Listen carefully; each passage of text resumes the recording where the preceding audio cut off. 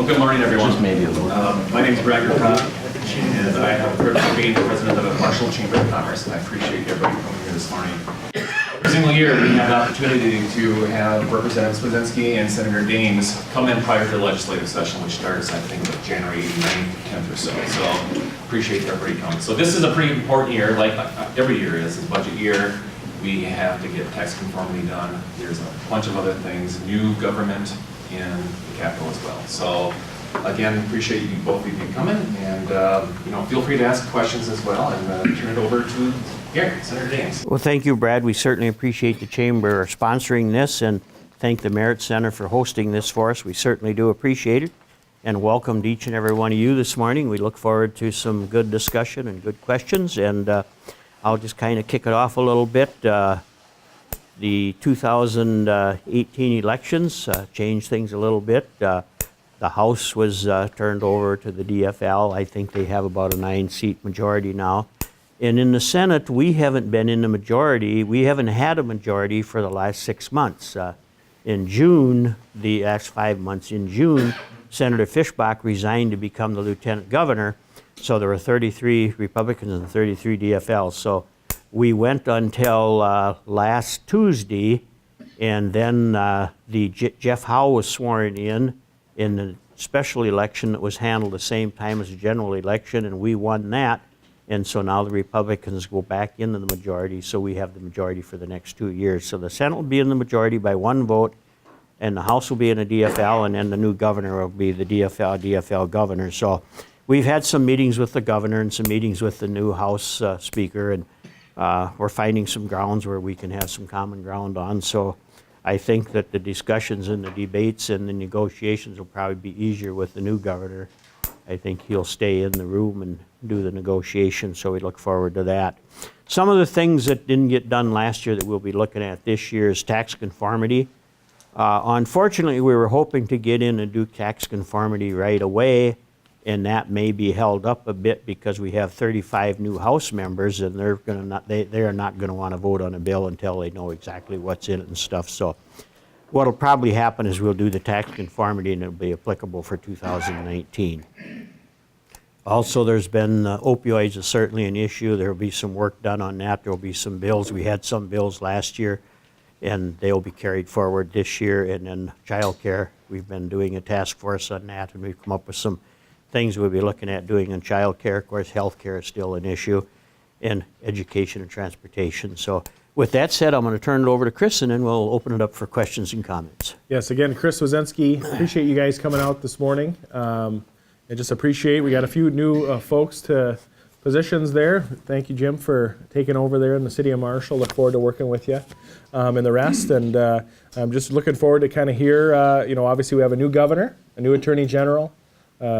Secretary of State is the same. So we got a lot of new folks, kind of a lot of new moving parts. So I have not yet met with Governor-elect Walz, and so looking forward to doing that and talking and just visiting about the issues that he wants to move forward early. Obviously a little bit different. We're in the minority over in the House, so that always changes the gears a little bit and how we need to get things done. So looking forward to that work and getting the job done. So just really want to hear, thank you for coming, and kind of want to hear what's on your pulse and what your thoughts are. Gary talked a little bit about what's going to be happening early. So obviously the budget's going to be set. We have the November forecast was pretty darn good. We had about a $2 billion surplus. $500 million of that automatically goes into the reserve accounts, which we've set up. So 25% of that automatically gets shifted in for a rainy day account. So that leaves about a $1.5 billion surplus. So, obviously tax conformity will take up a bit of that, and then other funding priorities across the state. There won't be a lack of asks from across the state, believe it or not. So, just like a bonding bill, I think we have a bonding bill for $1 billion and have about $3 or $4 billion in asks. So, the regular budget bill is no different. So, with that, if you guys want to just start hammering away at that, this is your meeting. So, go ahead. Yeah. Talk a little bit about the bonding bill and the results of what's happening with the lawsuit. We're really it's really important to Marshall and a couple of communities that lost the ability to get our water and wastewater projects funded. Yes. Yep. So what the question was about was, taking the legacy dollars. It was provision within the constitutional amendment to use that for clean water and funding clean water, like sewer and water projects. When you think of clean water, it's not just grass on a waterway, it's also sewer systems. And we feel that you can use a certain percentage, I think it's 5% of the gross to pay off bonds and that. So there was a lawsuit involved with that, and so that's held up the release of those funds and the usability of that fund, so that gets wrapped up. And so that's exceptionally unfortunate because there's a lot of projects that are tied to those that were in the line for funding. So I think it's $69 million was put in for the PFA, and then PSIG was in there, if I remember right, and then there was some other projects in there. I think what'll happen is the lawsuit has been filed, but there's been no activity on it. Once we go into session January 8th, the state can no longer sell bonds until we're out of session. So I think what'll happen is there's a bill going to be introduced in both the House and Senate to convert that back to GO bonds instead of appropriation bonds. And I would assume, and include everything that was being taken out of LCCMR, a total of about 79 million. Or 790 million, and I think 79 million. I think what'll happen on that is that if that bill passes, then the lawsuit it'll just stop there. If the bill does not pass, then I'm assuming they'll go forward with the lawsuit. The contention is not about taking the money out of the corpus, but the contention is taking the money to pay interest on a bond, and that's where the sticky part is, but we've had the Senate bipartisan attorneys look at it, and we did that before the bill was passed, and they feel that it's constitutionally legal to do it. So we'll see where it comes out, but I think one way or the other, that money will show up. It'll either be done on a regular GO bond, or it'll come through the lawsuit. If you need any help on that, make sure you let us know. Sure. Yeah. Yep. I'm sure there'll be opportunities for folks as those bills move forward, looking for testifiers up at the Capitol. So, And at this point, the bill that's sitting in the House and the Senate moves the entire package into a GO bond. So we'll see where it goes. Other questions? Yes, sir. Your caucus, what's their idea to use some of that surplus? Is there transportation dollars being considered for that, gentlemen? Well, first of all, in the budget, the forecast, when we do our budget, if we just took last year's budget and put inflation on it, that'll probably eat up a good share of that little over $1 billion that's going to be left. So that'll be gone pretty quickly just in that portion of it there. So I don't think there'll be much earmarking as far as this goes for transportation. If there is any excess, I'd like to see it put into transportation, because that's always the one that gets pushed to the bottom. Yes? The first thing that came up when the surplus was announced was we can't raise the fuel tax. We've been kicking the fuel tax down the road. I remember when Doug Magnus carried the Minnesota Moves bill, and we met with him, and he said we really need to raise the fuel tax 16 cents. And that's been how many years ago? And we've only raised it 8. We know we need more money for roads. We know that. Yep. Are you going to do anything to have permanent, stable funding for roads? If I have my way, we will, but it's not going to be a gas tax. yeah, my hope, and I'll answer that too, but, my goal is that, before we would even consider a gas tax, is that we'd move all revenue that's related to transportation to there first. Well, and that's fine. And that could But be, that also takes money from the general fund, which needs to be dealt with too. It's not a total solution. all taxes take money from taxpayers, right? And Well, so, they do, yeah, absolutely. so Yeah. rather than raise tax, why don't we just dedicate the taxes already exist to transportation. But what do you do then with the hole that you create in the general fund when you take that money away? You I know, mean, this doesn't solve all the problems. You're solving one problem by creating another one. the question is which solution really is going to solve the problem? And it's a proven fact that gas tax does not solve the problem. In 2008, we increased the gas tax. I was a county commissioner in 2009. I was put on a transportation committee at the state level. Yep. In March of 2009, the gas tax went into effect in August of 2008. March of 2009, they already started to talk about we need to have another gas tax increase, another gas tax increase. And how many years has that been? It's been 10 years and we haven't had an increase. Why don't we take the money from the sales tax, from the parts, the labor, or not labor, but the parts, repairs, tires, batteries, and that, and put it back the way it originally was into transportation, and then constitutionally dedicate that. That graph keeps going up. The gas tax graph keeps going down. So do we want to have this discussion? We pass it 1 year and then we start in fighting again for another 10 years to get it, or do you want to take a solution that's going to work and just do it? Now, the fact that we're taking money out of the general fund, we heard that 2 years ago and we did this. This is the second year that we've done this. And we didn't take all the tax, but we took probably 50 to 60% of it. And you know what? We got $1 billion plus surplus. So the fact that we're going to hang our hat on the fact we're going to take it away from somebody else, that may be true and it may not be true. And you only can tax, there's only so many tax dollars available. So that's where I'm on it. I'm not disagreeing with No, you I know. on that solution, but I'm thinking. But we have to do that's it. That's not a long-term necessarily solution to transportation. Unless we know. dedicate it constitutionally, then it Well, is. if we dedicate it constitutionally, it's still not gonna be enough dollars over the course of history. So why don't we look at moving it to what actually destroys our roads, and that's the movement of freight. Mm-hmm. I mean, an 80,000-pound truck does way more damage to a road than 100 cars. So why did we take the railroads out?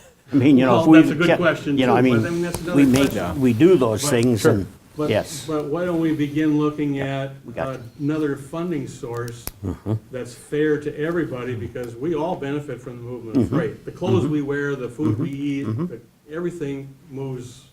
Yep. So why don't we begin looking at that as a long-term solution for our roads? I mean, I don't have all the answers on that, I don't have access to all the information, but, I mean, why don't we begin looking at, this is a way to have some stable funding, because the movement of freight is pretty constant and stable. Sounds good, Al. Gentleman back there? Yeah, I think this guy was next, Jeff. Relative to Sorry. the gas tax, the car that we have today gets 20% better fuel economy than the car that we had 10 years ago. And it's apples to apples. It's a Chrysler Town and Country. Mm-hmm. But they've improved the fuel economy that much.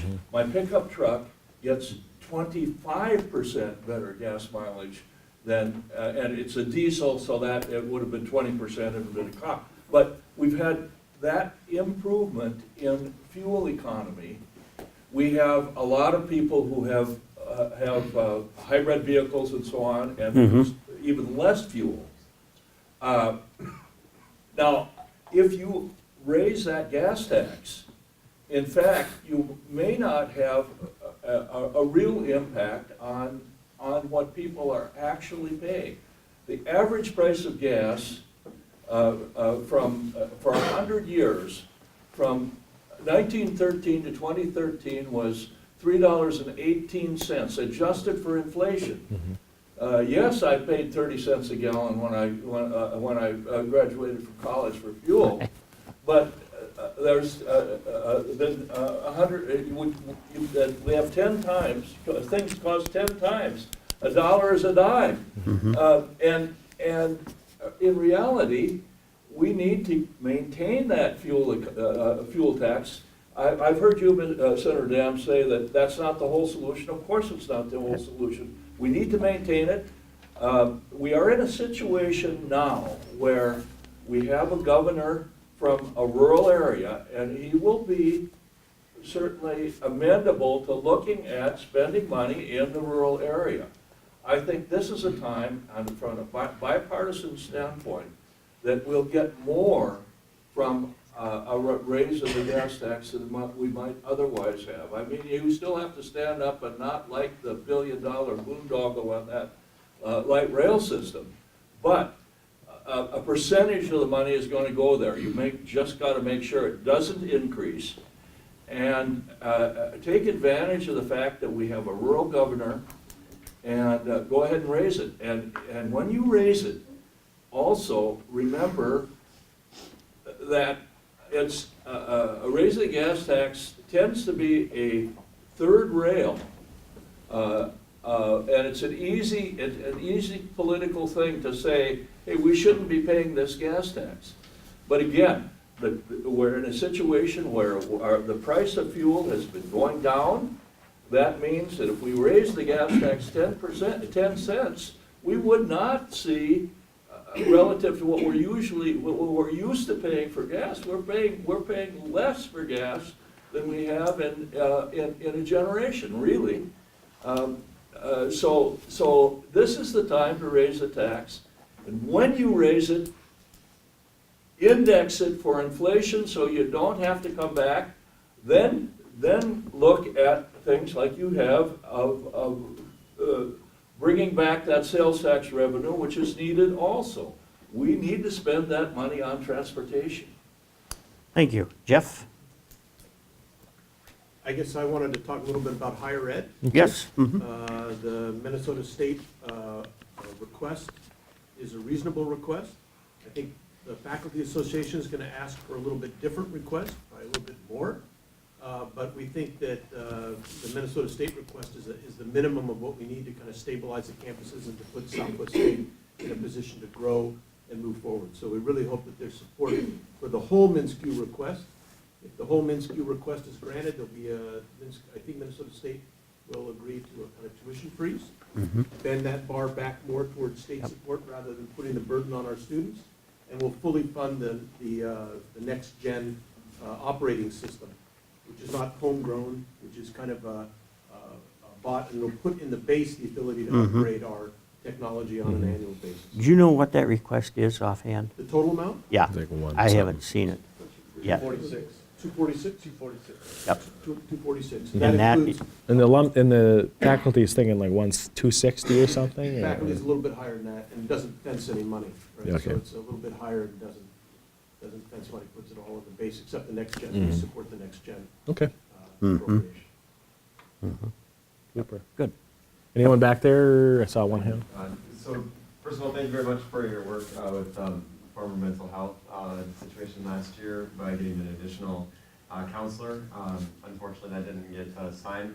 Would ask that again, that we can definitely push on that again this year. Yeah. Our one counselor that works with farmers and their mental health, he's getting near retirement, and there's a definite need in our communities right now, and we're seeing that. So I ask is if you can continue to work on that, I would greatly appreciate it. And then also for the continued use of the meal funds with Minnesota Ag Education Leadership Council, just how it's impacted our community here.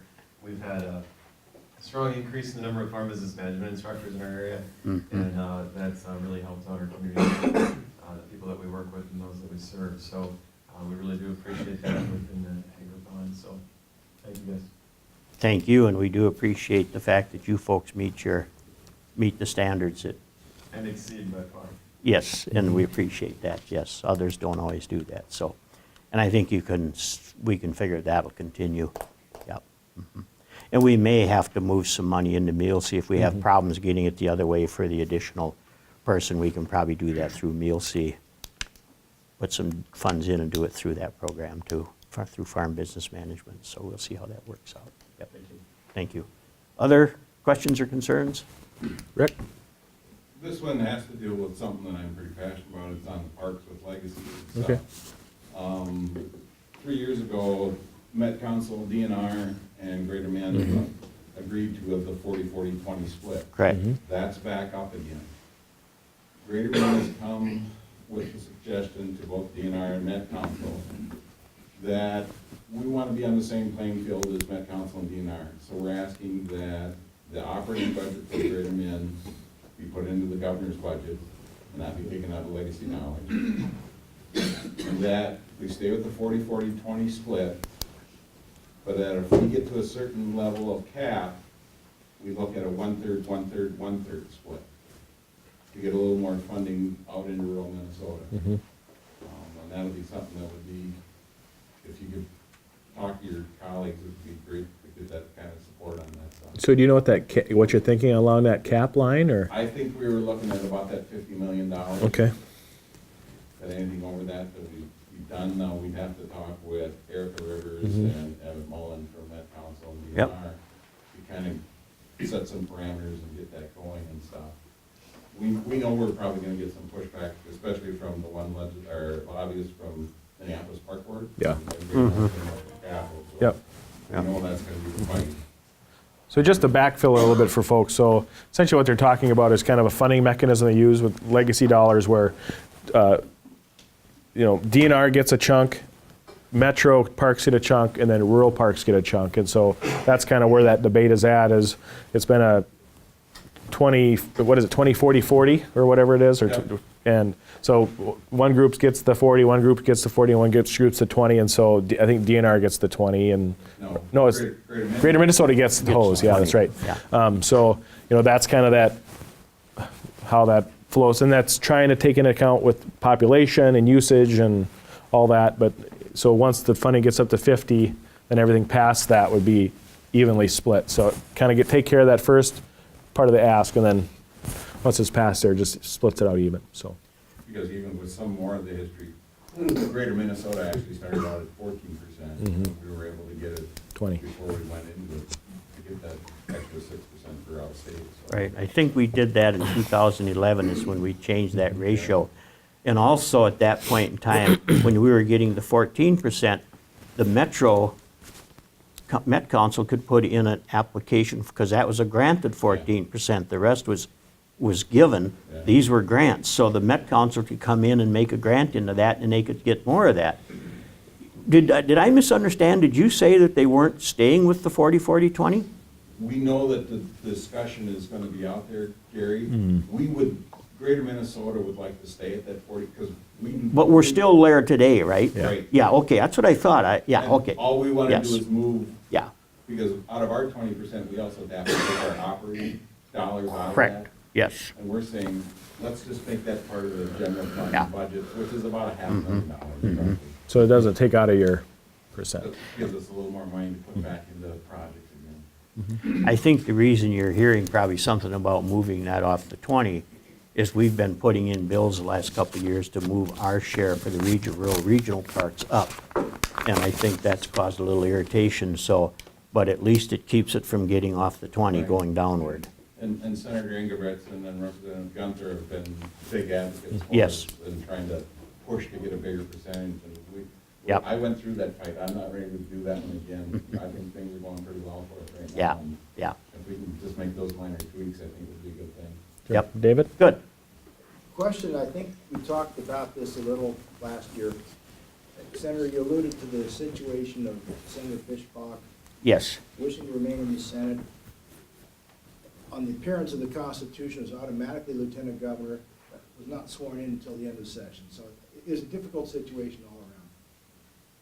Two-part question. A, are you aware of any of your colleagues who are planning to offer a constitutional amendment which would resolve that scenario for the future? It's happened twice now in 40 years. So that the lieutenant governor's succession is treated on the same basis as the other executive offices, Secretary of State, Auditor, Attorney General, where the governor makes his selection, and the Senate confirmation if you wish. But puts it on the same basis. A, is anybody planning to offer that? And B, if it comes up, would you be willing to support it? first, I don't know that it's going to be offered. I don't know that there'll be an offering there. It's rather interesting. We spent about a couple hours here in Rules Committee the other day discussing this issue, and the Senate bipartisan attorneys are the ones that gave us the advice that it was constitutional to do this. And we're really not finding too much pushback other than from a few folks that feel that this was unconstitutional. I would like to see it cleared up. One of the issues that we would have in doing this is, right now, the Constitution states that the President of the Senate, the most recently elected President of the Senate automatically becomes the Lieutenant Governor if that situation arises, and that person has no choice. So I think if it comes into an amendment to the Constitution, I think then what we'll find is that there will be some language in there giving that person some choice, and I haven't really had enough time to think through if that's the way we want to go or not. But I think it would also probably have to be put on the ballot because it'd be a constitutional amendment. And my feeling, David, I think, from that perspective, I mean, you can see the political gamesmanship that could be routed around that, right? So let's say you wanted to kind of set things up for who you'd like to run for the next governorship, and say, well, I'm going to quit. Then the lieutenant governor would move up, and then you'd have a person that would be simply appointed into that lieutenant governor position, who would then be in line, who's never been elected to anything, who could become the next governor of the state. Well, and that's one scenario. And it's different for Secretary of State or Attorney General. They're not the head honcho in the state. The governor is, and I think that needs to be treated differently from the rest of the state constitutional officers because of that. Because you're you're the chief. But maybe then you add, for example, like federal office, there's a vacancy for vice president. President nominates in both the Senate and the House confirmed, so maybe you do that. Sure. But I just think it's peculiar. It's an artifact of things going back to the 18th century. The linkage between the Senate and the number 2 executive position, I think should be clarified, made on the same basis, as close as possible to these other offices. Sure. And a year ago wasn't a good time because you're right in the thicket of the controversy. Yep. Now that that's passed, Yep. I think you have a much better opportunity to have a discussion removed from the short term. And it's a different story because it was a 1-seat majority. Because you've got how that dynamic changes, and you throw everything into a flux. I mean, that was it could have really drastically changes the way things go. If you had a 3-seat or 4-seat majority for the Democrats or the Republicans, it would have been a non-potential issue. That person would just simply went over, done their thing, but I think Tom Bach made a pretty correct statement. He said, this isn't about who's going to be lieutenant governor. This is who's going to be in the majority in the Senate. So I think that kind of summarized what's going on. Yeah. Yep. Thank you. Other questions or concerns? Yes, sir. I have a concern about the way the DNR is taking over much of the land in our township. And then we studied a little bit what they pay for tax on that land. It's little or nothing. I talked to our assessor here in Marshall. He said they pay less than $5 an acre tax. And we have lost thousands of acres in our township already. And I don't know if there's any way to stop it, but it's not necessarily all bad. But they should be paying some tax on that land, something fair. Well, they pay PILT. what they call PILT. Yeah.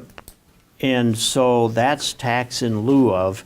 And usually what happens, and I don't know what's happened the last couple of years, but when I was a county commissioner, what was happening is, let's say that you had that land planted in corn, and now you put it into native prairie or something like that. It was reduced down to like a Pasture. grasslands, pasture type rating, and then that's what PILT was paid on, so that was the tax that was paid. So I don't know if that's changed or not. I don't see that it could be down to $5 an acre on PILT. Dennis? I would agree. I'm with Dick. I'm in the same township he is, and we've lost, I'm the treasurer. Yep. So I know kind of what comes in and out. And we have lost about 10% of our land to the DNR. really. I have DNR property on 3 sides of me, and believe me, they do a lot of damage. And that's one issue. Second issue, we don't get the tax dollars back. Third issue, the economic impact of that. A quarter of land, as a farmer, I'll spend probably in the neighborhood of $60,000 to $70,000 for seed, fertilizer, chemicals, et cetera. That business is gone. Yeah. The 50 pheasant hunters, I have a hard time believing they spend $500 there. The other thing is maintenance. The DNR is great about buying land, I can tell you any number of stories about how they don't maintain, because I have a lot of it around me. And then they try to do it indirectly. We had an issue with a waterway that goes through the DNR. It was causing our township roads. The water was right up to the top of the roads, and about every 5 years, we need to get that cleaned out. Every time we do this, it's a hassle. You know, it's a year or two. This last time, we just got it cleaned out, and to get it done, I had to pay the contractor, because they didn't have money for it, and then I got reimbursed from funds from the corn that was stored at the elevator. So I did get paid, you know, but the only way she could do that, the DNR lady locally, was to go through and have somebody pay it and take corn out of there. She couldn't do that directly with the contractor, you know, and this is the issue. We have it on mowing roadsides, Yeah. et cetera. Yep.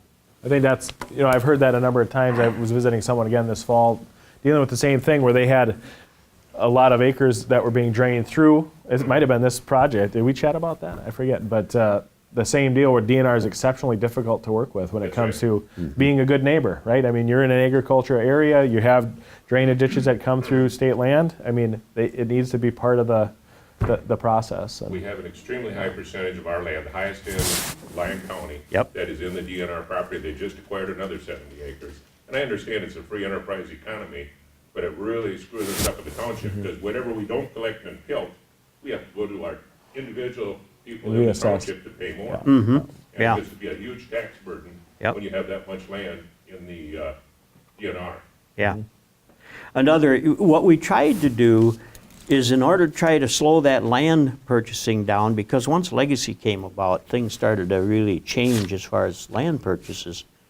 So we passed a bill, and I think it was 10%. They couldn't pay more than 10% of appraised, I think it was 10%, wasn't it? Of appraised value.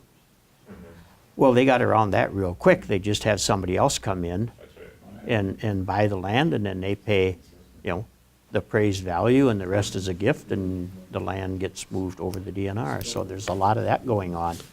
So it's been a real problem, and we have some issues as to what we can do because of the fact that we really can't tell people you can't sell your land to the government. Right, I understand. And of course, when you have these third parties coming in helping make that purchase, many a times that land is going to bring more dollars than it's appraised for, or that a farmer's going to be able to pay for it and make it even close to productivity.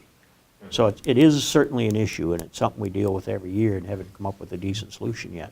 I mean, But it is Lackaparle an County issue. has, Yeah. I mean, from a county perspective, is probably even higher than, you know, as a percentage, 10 or 50, I think it's like 20% or 30% of the county is owned by the public. And they would just simply like, you know, if you believe in local control, they said, give us the ability to control, you know, whether or not, you know, a no net gain, you know, that's one way they can do it, is give local counties or townships the ability to have a no net gain rule, where they say, that's fine, you can acquire more or get more, but then you need to sell this and put it back in the market. And so, you know, that's either, you know, I mean, the local control argument is one that is sometimes argued both directions from both people. So sometimes you want local control in this area, but you don't want local control in this area, and so, but, No, is an issue, We no do question have, about it. One building site that there's a family living there, and it's completely surrounded with DNR land as of now. And in the fall, when it's hunting season, I don't think it's hardly fit to live in that area. There is so much hunting and shooting going on that they have two younger kids, and, you know, it just doesn't sound fair, although you can't determine who's gonna buy it. But what's been happening is Pheasants Forever buys the land and gives it to the DNR, and gets rid of some of the concerns, Yeah. but it's not happening. well, they get state tax grant dollars, yeah, it's just whatever, so. I hear you. Other questions? Yes, ma'am. I'd like to ask about the clean water rule. As you know, in the 70s, the clean water rule gave protections to our navigable waters, and then in 2015, and during the Obama administration, it was clarified exactly what waters that applied to, and it included, made it clear that it includes waters that are not necessarily directly connected to a navigable waterway and waters that may not be, Yeah. have water all year round. Sorry. That was clarified, the waters of the United States, in 2015.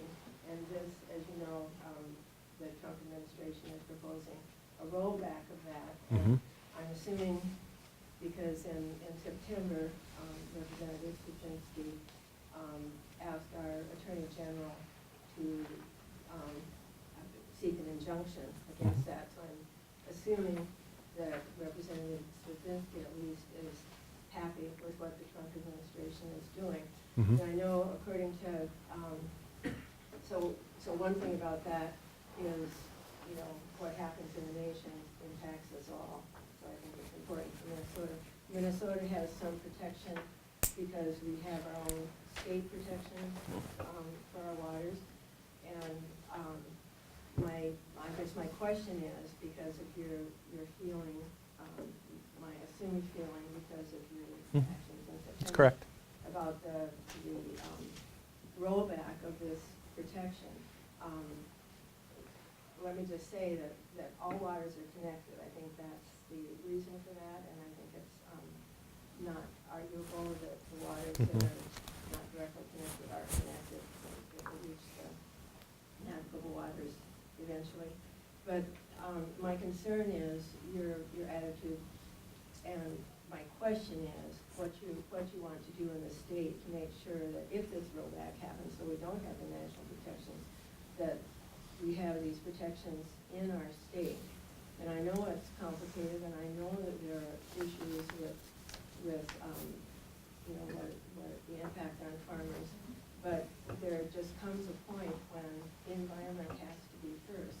And I think with the IPCC report that came out in October and the National Climate Assessment that just came out this month, it's very clear that that point is now. There comes a time when the climate has to come first, and this is that time. Okay. I don't know, was there a question in there? No, I mean, yeah, I support our Attorney General jumping on board with a majority of other states to put an injunction on that so that we can join the rest of them. I mean, I don't know of too many people that feel like we need the federal government involved more. I think we need the federal government involved less in our daily lives. So, you know, whenever you have a Waters of the United States rule, I don't think that's a positive thing for individuals and families. I think if we want to control that, those things need to be looked at from a state perspective, not from a federal. Well, as I mentioned, you know, what happens, I mean, some states, like Minnesota, it has done pretty well in that and at a state level, protecting the waters. Not all states do, and what happens in our country affects all of us. But what about our state rules? I mean, what are your feelings about our state rules? Are you going to support the continuation of the state rules that protect our waters, including the ones that were protected by the 2015? Well, I think, you know, when you look at the issues that the cities of Marshall, individual farmers are concerned about, I mean, we've already had, you know, 200,000 acres stolen from farmers through the buffer rule, and I don't know if anyone's going to argue that that's going to save our waters within the state of Minnesota.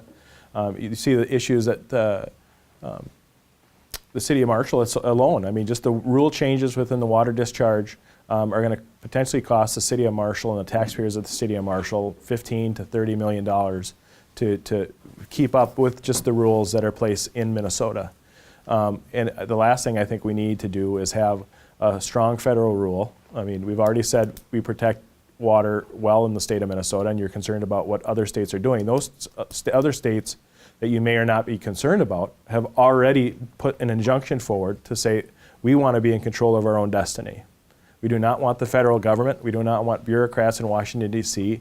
making decisions on what can be put in, what can be built, and what jobs can be created and what jobs cannot be created in our state. We believe that they should have the right to do that. Those elected officials within the state should have that right. And I think...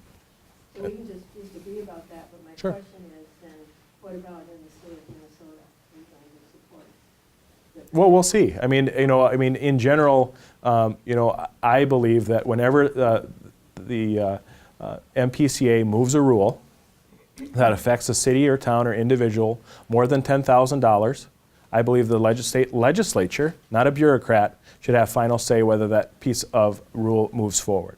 And so that's what I believe should happen. Whether that's a Republican, whether it's a Democrat, whether it's an independent, whether it's a Green Party or marijuana party, I believe that elected people should make those decisions, not bureaucrats. And so I think that's the biggest issue, is that we need to strip power from MPCA because they have exceptionally too much power that directly affects cities and towns and jobs across our state, and put it in the hands of folks that are actually elected to do the job. And if that means that it doesn't happen, that means it doesn't happen. If it means it does happen, it means it does happen. And my fear is that when you empower an agency that can effectively put a project or a town at the will of folks that have never seen their name on a ballot box, it scares the heck out of me. And you can say it's for the greater good. Well, you look through history, and whenever the greater good takes over, I don't think individuals and families do better because of that. And that's just what I think. Sharon? Senator Dames and Representative Swidenski, I know you're well aware of this, but we do have a project that is being held up that would reduce fluorides entering our streams. That's our water treatment facility plant upgrade. It's about $9 million. The longer we wait, with the months of interest and cost of construction work, the cost of that project is going to continue to go up. So, again, I know you're well aware of it, but just would appreciate any support. Yes. Getting some other dollars, that it's hung up.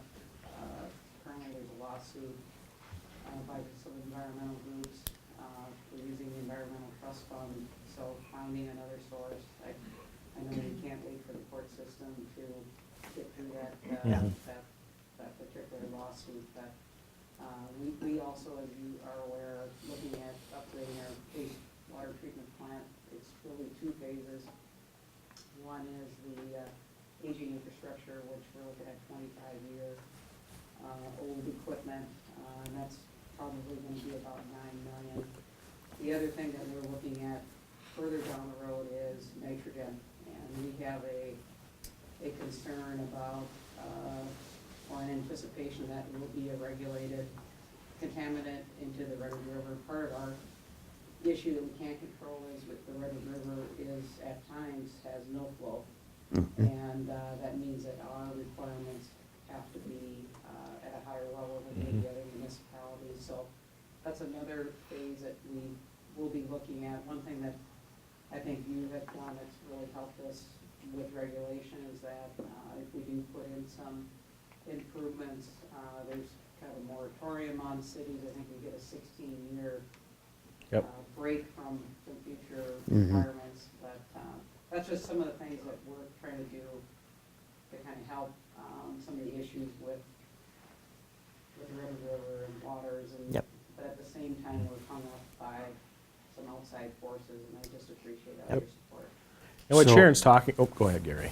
I talked enough. So the funds were coming through PFA. And that's, actually, it's the LCCMR that's in the lawsuit, not the legacy funds. And the LCCMR, that is, the state of Minnesota gets 40% of some of the lottery pull tabs and stuff like that, and then that comes to the Legislative Commission on Minnesota Resources. And that's where the money was going to come from to pay for the bonding, and that's the one that's in the lawsuit.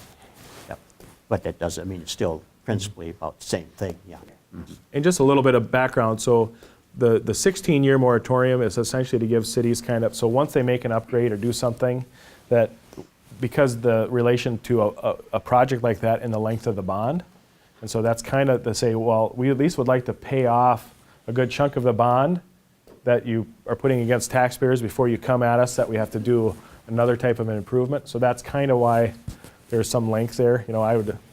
Most of the time it's a 30-year bond, but I think the 16 was the compromise or whatever. But that was the compromise. We wanted the bill to read for the length of the bond. So if you had a 20-year bond, you'd be protected for 20 years, 25 or 30, with a max of 30, but the compromise was less than that, but at least it got us something.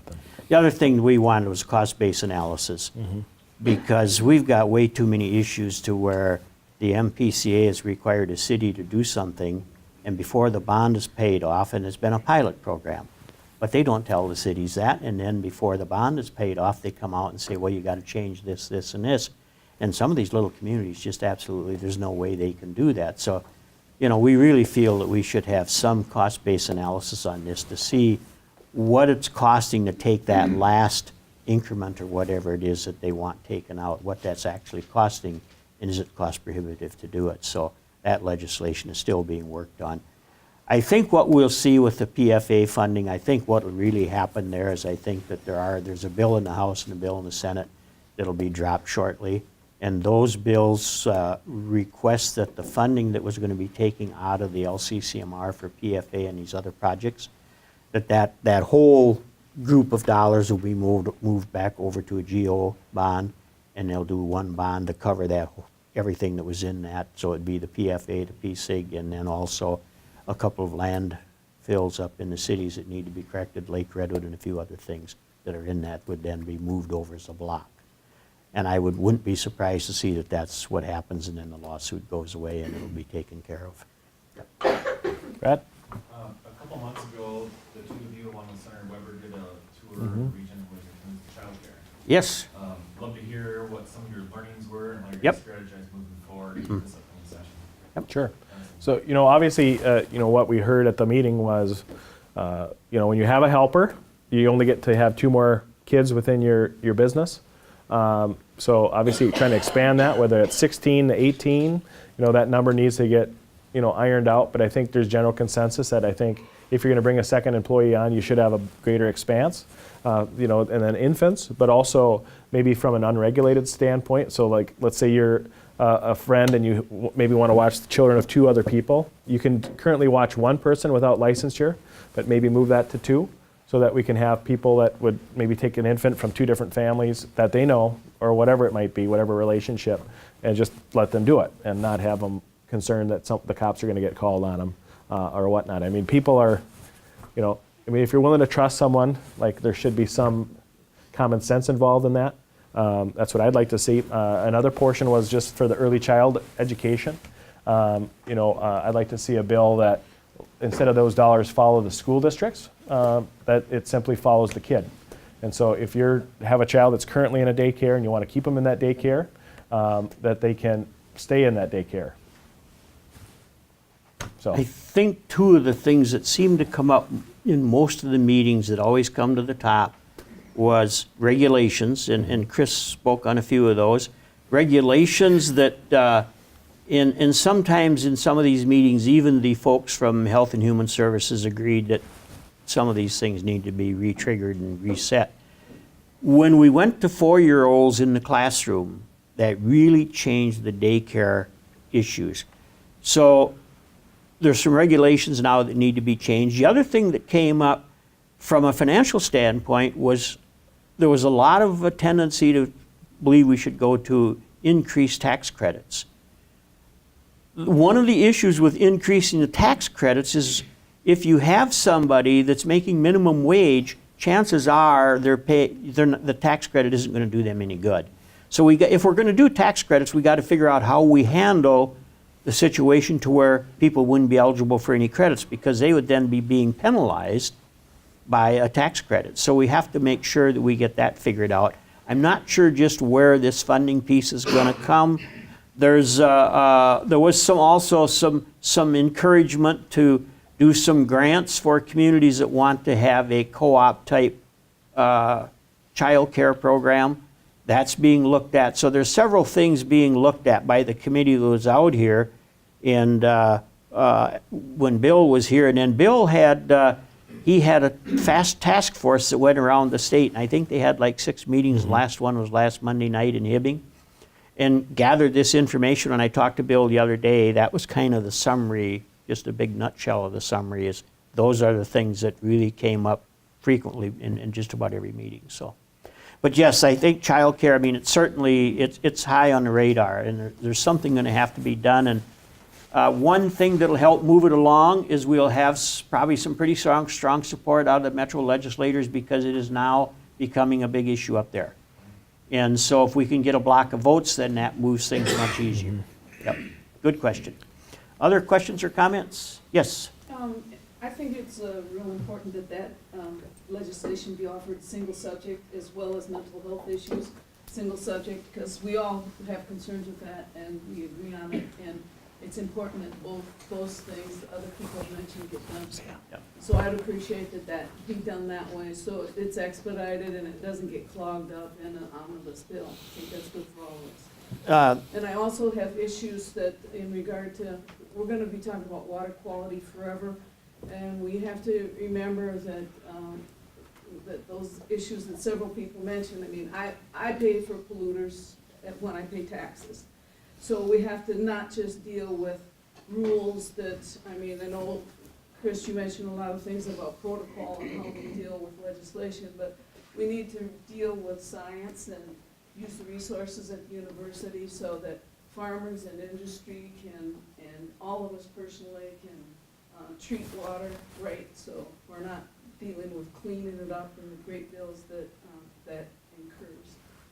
On the single subject, there's been a lot of talk about that. I had town hall meetings with the other counterpart, Paul Torkelson, in the other half of my district in 16B, and this came up quite a bit yesterday, single subject bills.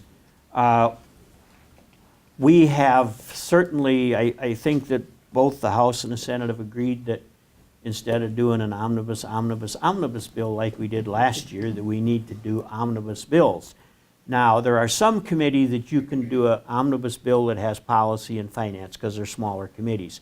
When you get to Health and Human Services is where child care would come under, education. There, if we do an omnibus bill, which we will, and you'll have to have two of them, though, one for policy and one for finance. Now, to determine if a bill should go standalone or go in an omnibus bill, a lot of that's determined by how much support you have for the bill.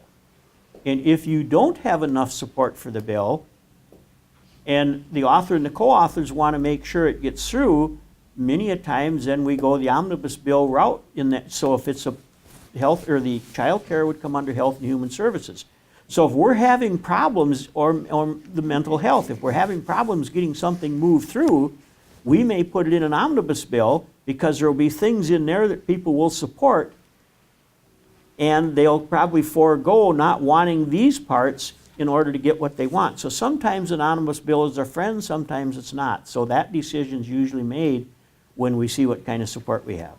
But if we were going to run every bill individually, we would be there year-round. I mean, we just have so many bills come in, and so some of that stuff you have to put in an omnibus bill. And I agree with that as long as it's subject-related. But I don't like having an omnibus bill for Health and Human Services and education and agriculture all in one. I don't like that. That's not the way to do it. I understand the strategy. I'm just saying that it's been quite a few years that people mention the same issues. Mm-hmm. Farmer mental health issues and child care. And so I think we need to move those things along. Sounds good. Yep. Thank you. Yep, appreciate it. Thank you. Go ahead. My issues and concerns are with healthcare. Mm-hmm. So, and my concerns that there's multiple. We have a shortage of healthcare providers. We have an increase in cost of health insurance and the cost of healthcare for families.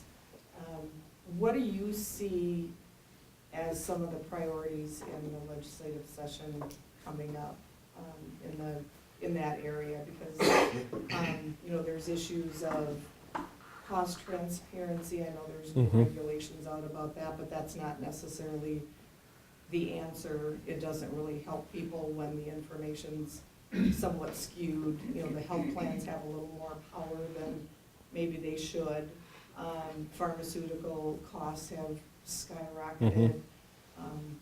Even people on small and large group plans are paying close to 10 to 12% of their income for healthcare costs, and the cost that it falls on employers to offer those plans. I mean, like I said, I have a laundry list of issues, but where do you see the priorities for the legislation?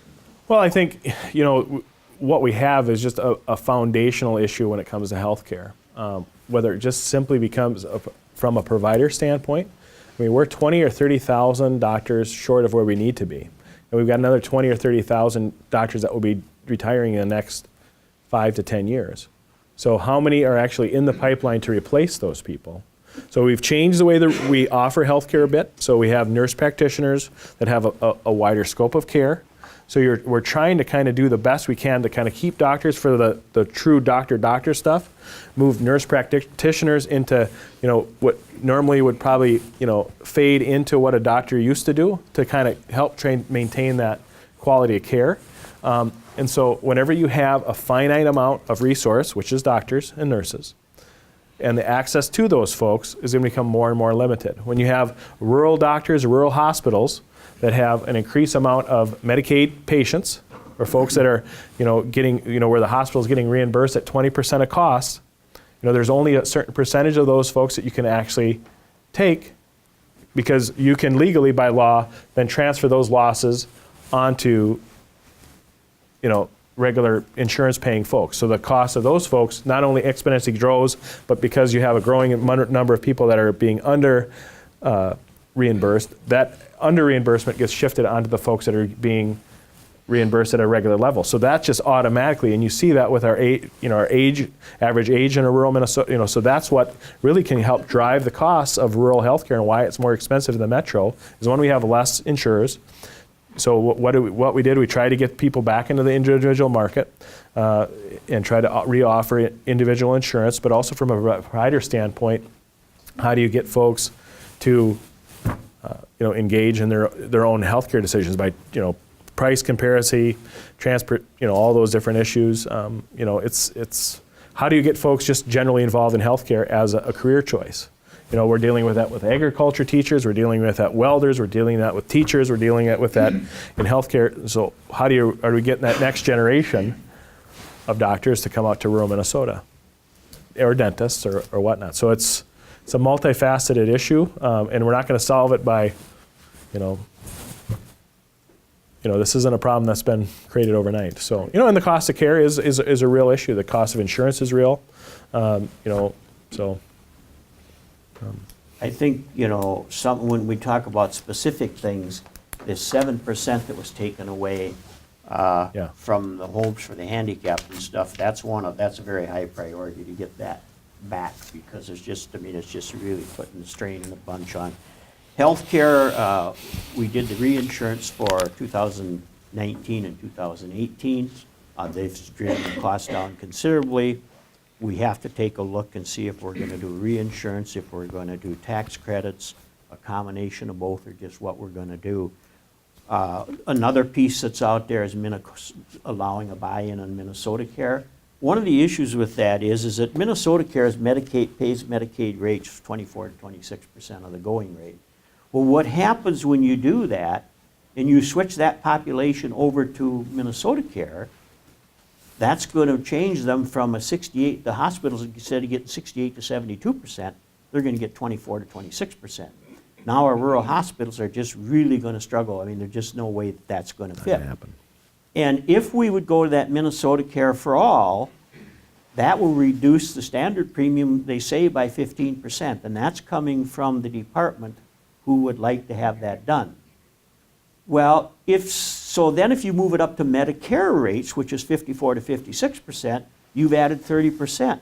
So now you're going to put Minnesota Care 15% higher than the standard care that you get through health insurance, yet you're going to be paying your hospitals and doctors still 16 to 18% less. So there's just a lot of issues there we have to deal with, and this is going to be a year that we really have to figure, and I think we're going to start seeing some reform coming into this. One of it is in the pharmacy benefit managers. This is a nationwide problem, and that's really in some cases, driving the cost of these prescriptions. The other thing is I think there's going to have to be some increased regulations on the manufacturers of prescriptions, because it just seems like it's just a race to the top to see how much they can charge, and it's really unfortunate. One issue we have is that so many dollars go into research and development, and that's all taken out of the US market. It's not included in the Chinese or the Canadian or the Japanese. Those markets aren't paying part of that R&D. And so that's really unfortunate. We end up paying all of that in our prescriptions, but there's still, if we look at the prescription costs in the last couple of years, it's just went up drastically. So those are some of the things that we have to be taking a look at. But it's the health part of it's going to be very seriously scrutinized along with the opioids. So we've got to do something there. So, yep. I think when Medicare Part D was first enacted, one of the issues that they did with that was, I remember the argument was, we want to rush drugs onto the generic market. And so what they did is they say, okay, so they dropped the length of time that a drug company could keep, essentially proprietary rights of a new drug, and they shrunk that down to like 7 or 6 years. And so what that does is you still have all the same costs, you just have a lot less time to recoup those costs within that window before the generic drugs can come out. And so what that does is squeeze that cost into a shorter period of time. So when you see a new drug come out, or if you see a drug that is mandatory to keep people alive, that's, so they just cost shift into areas in which they can cost shift into. And so, I believe that longer periods of time to recoup costs, it's just like a house payment. If you move your mortgage from a 30-year mortgage to a 10-year mortgage, your house gets paid off quicker in 10 years, or your drug comes to, gets cheaper in 10 years, because in 10 years, guess what? You paid your house off, or but your payment's much higher, or you bring it down to a 30-year mortgage and your payment is lower, but it takes a lot longer to pay it off. If you think of that same mindset with drugs, that can drive the cost of drugs up too, because if you try to shrink the time in which you pay off your mortgage, pay off your drug that you've designed and made, it increases the cost for a short period of time, where if you lengthen it out, you have a longer period of time, so the cost over a period of time is less. So, but we have to wrap it up. The mortgage on insulin has been paid for 40 years. But you also remember that certain areas, like the EpiPen was one technology within that. You could still go and find a different technology that was still just as cheap as it used to be. But some areas like that made all the news and whatever, that was just a simple whatever. Anyway. Well, thank you folks very much for coming, and I hope you all have a happy holiday, and we'll see you back here Merry next Christmas. spring. Thank you. If you haven't seen the results of the last legislative session, which is expansion of the track, make sure you come up and check that out and grab a cup of coffee on the way out. Thank you, Brad. Thanks, Brad.